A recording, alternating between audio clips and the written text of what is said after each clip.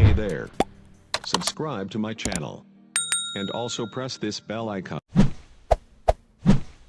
Teman-teman sekalian, di tengah jalan waktu lagi istirahat, kena sakit hati Al-Mughirah, dia bunuh 13 orang dari suku Malik yang dapat hadiah dari Muqaykis.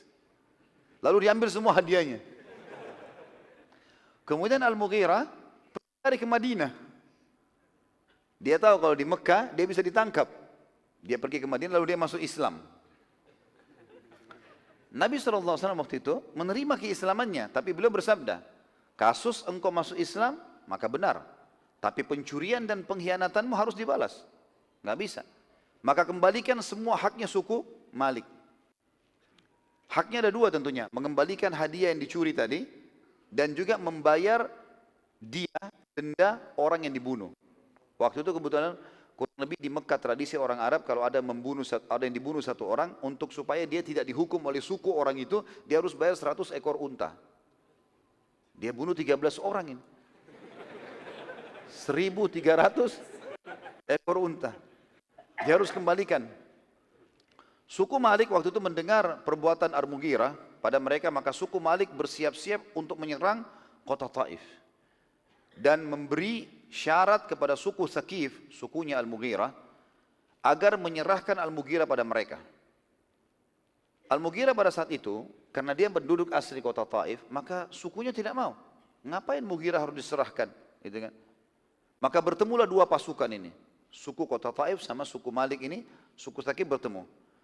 Seseorang sempat mendatangi Urwah pada saat itu, karena dia kepala suku Thaqif, gitu kan? Yang menggantikan kakaknya yang bernama Syu'bah. Syu'bah ini ayahnya Al-Mughirah. Kan Al-Mughirah bin Syu'bah, dulu kepala suku di Taif. Meninggal Syu'bah ini, maka adiknya namanya Urwah, itu jadi kepala suku. Anaknya Syu'bah Al-Mughirah, ini ponakannya dia nih yang buat masalah. Maka mereka datangin pada saat itu, seraya berkata, wahai Urwah, engkau jauh lebih bijak daripada keputusan berperang. Bila perang terjadi, maka sama saja engkau membinasakan kedua suku besar Arab. Maka Urwah lalu bertanya pada orang tersebut, lalu apa saranmu? Orang itu bilang, bayar saja diahnya. Tadi yang 1.300 ekor unta itu, bayar aja. Kamu kan pengganti ayahnya Al-Mughirah. Al-Mughirah lagi di Madinah, susah untuk ditangkap segala macam. Bayarin aja, daripada kita perang gitu. Maka yang terjadi adalah, pada saat itu Urwah membayar itu. Urwah membayar 1.300 ekor unta untuk ponakannya ini. Nah ini ceritanya, makanya tadi waktu dia pukul tangan pamannya, apa kata Urwah? Hebat sekali, baru kemarin saya selesaikan perkara besarmu. Sekarang kau berani pukul tanganku dan mau membunuhku gitu. Jadi ini perkataannya. Maka pada saat itu Al-Mughirah radhiyallahu anhu berkata, walaupun kau telah berbuat baik hai pamanku, tapi ini adalah Rasulullah, tidak bisa kau menyakitinya. Seperti itulah. Maka kita tutup dengan ini dan break sholat dulu tentunya. Sudah isya ya. Baik, saya tutup dengan ini. Saat itu masuk waktu sholat, bertepatan memang, kita bukan sholat isya ya. Waktu itu Urwah menyaksikan dengan mata kepalanya bagaimana Nabi SAW saat berwudu, maka seluruh sahabat berebut air yang menetes dari anggota tubuh Nabi SAW. Jadi ada tradisi pada saat itu, ada kebiasaan sahabat, kalau Nabi lagi wudu, misalnya Nabi SAW wudu, air bekas wudu yang jatuh diperebutkan oleh para sahabat. Tapi ini hanya pada Nabi SAW. Dan Rasulullah SAW sudah wafat. Makanya mereka tidak pernah lakukan itu pada Abu Bakar, pada Umar, pada Uthman, pada Ali, pada Abbas, pada Hamzah. Enggak pernah mereka lakukan radhiyallahu anhum ajma'in. Mereka tidak pernah ambil air wudunya orang-orang ini. Hanya Rasulullah SAW. Ini perlu digarisbawahi. Maka pada saat itu pun mereka memperebutkan air itu. Begitu pula dengan air kumurannya Nabi SAW. Waktu Nabi kumur-kumur dibuang, sahabat menampungnya, gitu kan? Pada saat itu teman-teman sekalian, muslimin lalu sholat di belakang Nabi SAW dan meninggalkan Urwah serta semua muslim ikut sholat. Tidak satu pun berjaga-jaga. Kan ini Urwah musuh. Tapi ditinggalkan karena sudah azan iqamah, mereka jamak sholat mereka. Urwah melihat kejadian tersebut, lalu dia balik kepada Quraisy. Saat tiba Quraisy bertanya, apa beritamu hai Urwah? Kata Urwah, Muhammad mau umroh. Namun perlu kalian ke Quraisy, demi Allah, aku telah mendatangi Kisrah di istananya. Kisrah ini Raja Persia. Kebetulan Urwa ini adalah kepala suku dan dia sering mengunjungi raja-raja dunia. Aku telah mendatangi Kaisar Romawi di istananya. Juga aku sudah pernah mendatangi Najasyi, raja Ethiopia, raja-raja dunia pada saat itu di istananya. Aku tidak pernah menemukan sahabat mereka seperti sahabatnya Muhammad. Demi Allah, mereka tidak akan membiarkan kalian menyakiti ataupun menyerang Muhammad sampai mereka semua mati terbunuh. Dan bila sejumlah itu manusia kalian bunuh semuanya, maka bagaimana kalian bisa merasa aman dan tenang setelah itu? Dalam riwayat Bukhari disebutkan teman-teman sekalian, bahwasanya sebelum Urwa bin Mas'ud masuk Islam, ketika menjelaskan tentang keadaan Nabi SAW kepada Quraisy di kesepakatan Hudaybiyah atau pada kesepakatan Hudaybiyah, dia berkata kepada orang-orang Quraisy sekaligus kaumnya dari suku Thaqif di kota Taif, wahai kaumku, demi Allah sungguh aku telah mendatangi raja-raja dunia. Aku telah menemui Kaisar Romawi, Kisra Persia, dan Najasyi Ethiopia. Tidak seorang pun dari mereka yang diagungkan sebagaimana sahabat Muhammad mengagungkan Muhammad.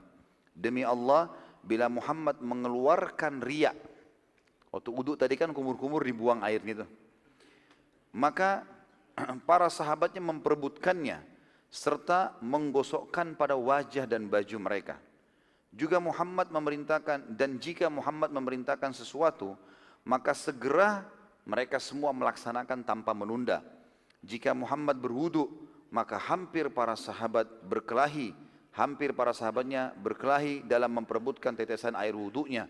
Jika salah seorang dari mereka berbicara di hadapan Muhammad, maka ia mengecilkan suaranya dan ia tidak berani menatap wajah Muhammad karena pengagungan dalam jiwanya.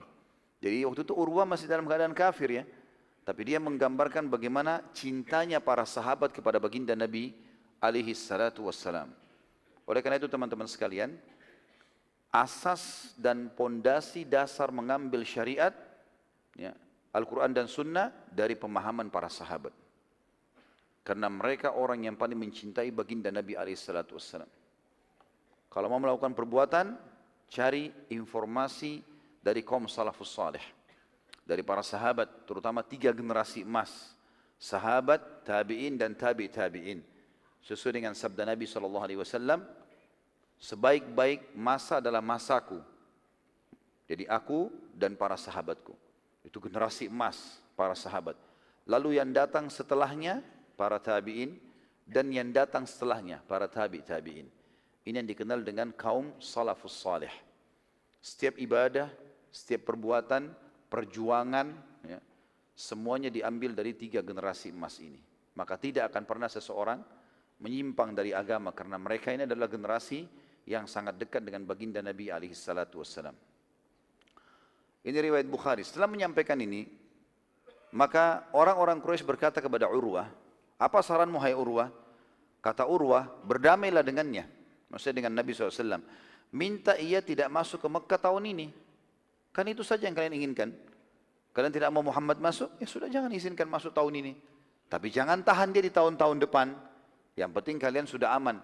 Sudah tersebar berita kalau Quraisy berhasil menahan muslimin. Sudah selesai. Dan apa yang kalian khawatirkan penyerangan Mekah sudah tidak terjadi.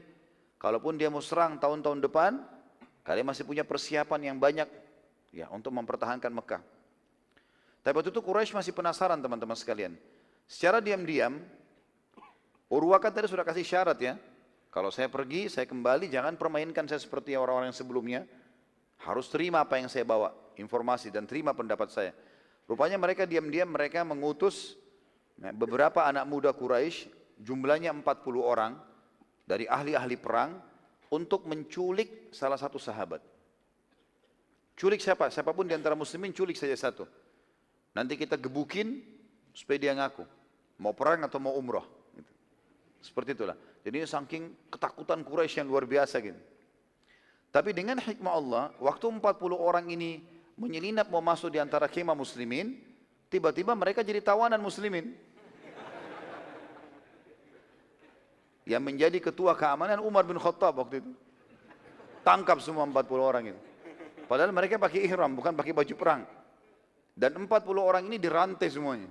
Diikat, kemudian ditaruh di depannya kemah kaum muslimin, diperlihatkan kepada Quraisy. Ini lihat 40 orang mata-mata kalian nih. Waktu mereka semua sudah lihat, ini muslimin tidak dengan pakaian perang, tapi bisa menangkap 40 orang, pasukan terbaiknya, gitu kan. Lalu kemudian, kata Nabi SAW, bebaskan 40 orang itu. Kasih saja kembali. Dibebaskan sahabat Rasul, silakan kembali. Maka orang-orang Quraisy berkata, sungguh Muhammad benar-benar tidak mau perang. Kalau dia mau perang, dia sudah bunuh tuh 40 orang tawanan. Tapi dia enggak bunuh, dibebasin sama dia. Maka pada saat itu pun, teman-teman sekalian, Nabi SAW melihat orang-orang Quraisy masih banyak pertimbangannya. Padahal sebenarnya tinggal izinkan masuk, jangan hadang. Nabi SAW juga tidak mau ya, bentrok. Maka Nabi SAW mengatakan, panggil Umar bin Khattab, hai Umar. Karena dia kepala keamanan di situ. Diperintahkan Nabi SAW, berkata Nabi SAW, hai Umar, aku ingin engkau masuk ke Mekah dan temui Abu Sufyan langsung, pimpinan Quraisy. Ngobrol, tanya, bilang kenapa ditahan? Gitu kan? Lalu Umar berkata, wahai utusan Allah, Anda sangat tahu bagaimana permusuhanku dengan Quraisy. Kalau aku yang masuk nih, lalu mereka buat masalah, perang. Nggak bisa. Jadi jangan saya ya Rasulullah, nggak bisa kontrol emosi. Kata Nabi SAW, lalu siapa kalau bukan kamu? Kata Umar, dari sukunya Abu Sufyan. Abu Sufyan dari suku Umayyah. Cari sahabat kita, sahabat Anda, dari suku Umayyah. Yang lebih bijak, lebih tenang, bisa bertemu dengan Abu Sufyan. Kata Nabi SAW, siapa itu? Kata Umar, Utsman bin Affan. Utsman bin Affan ini masih sepupunya Abu Sufyan. Gitu kan? Orangnya lebih tenang, tidak emosional, jangan saya. Gitu kan? Maka Nabi SAW mengatakan, baiklah, ide yang bagus. Kemudian lalu, dari di sini, teman-teman sekalian, Umar bin Khattab bukan membantah perintah Nabi SAW, tapi memberikan ide. Tapi kalau Nabi SAW tetap suruh, beliau lakukan. Gitu kan? Maka Nabi SAW juga menerima pendapat yang baik. Kalau Nabi SAW aja menerima pendapat yang baik, apalagi kita ya. Harus kita biasa menerima kebaikan-kebaikan dari orang. Utsman bin Affan radhiyallahu anhu lalu diutus oleh Nabi SAW menuju ke Mekah dan dia masuk sendirian. Waktu orang Quraisy lihat Utsman sendirian pakai baju ihram, dibiarkan. Masuklah ke wilayah haram menuju ke Mekah, ketemui Abu Sufyan. Lalu pada saat itu teman-teman sekalian, saat tiba di Mekah, Abu Sufyan menyambut Utsman dan berkata, bila engkau ingin tawaf hai Utsman, tawaflah. Enggak ada yang ganggu kamu, kamu aman. Utsman pun mengatakan, demi Allah tidak. Aku tidak akan tawaf sebelum Rasulullah SAW melakukan tawaf. Maka aku datang hanya untuk meminta kepadamu dengan baik-baik agar memberi izin kami. Hey there. Subscribe to my channel. And also press this bell icon.